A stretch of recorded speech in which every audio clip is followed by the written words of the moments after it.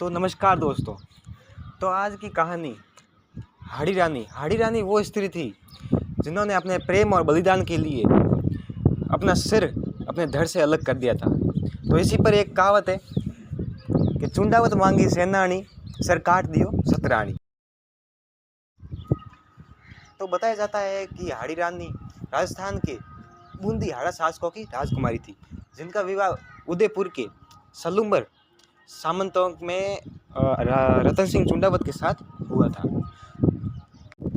तो शादी के 2-4 दिन बाद ही दिल्ली से अपनी सेना लेकर आ रहे औरंगजेब को रोकने के लिए रतन सिंह चुंडावत को युद्ध के मैदान में उतार दिया जाता। तो वह अपनी पत्नी से दूर होने से बहुत निराश थे।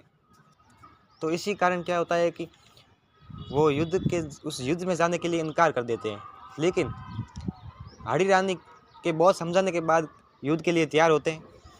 तो जो ही वो युद्ध के लिए रवाना होते हैं तो पास में खड़े सैनिक से कहते हैं कि जाओ हाड़ी रानी से कुछ ऐसी निशानी लेकर आओ ताकि मैं युद्ध में जीत कर ही वापस आ जाऊं। तो वो सैनिक हाड़ी रानी से निशानी मांगने के लिए जाता है। सैनिक हाड़ी रानी से कहता है कि राजा नीचे खड़े हैं और वो उनकी अपनी एक निशानी मंगवा रहे हैं और ताकि वो युद्ध से विजय हो सके।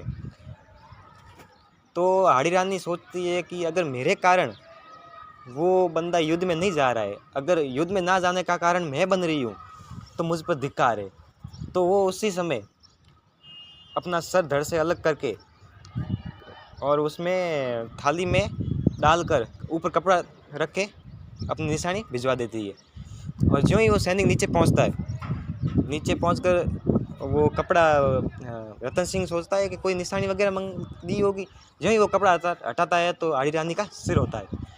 तो वो सोचता है कि मेरी पत्नी ने इतना युद्ध के लिए इतना बलिदान दे दिया है तो मैं युद्ध में विजय प्राप्त करके तो इतना कर ही सकता हूँ। तो वो बालों की चोटी बांधकर गले में लटकाकर ऐसा युद्ध करता है कि औरंगजेब की पूरी सेना अकेले ही हरा देता है।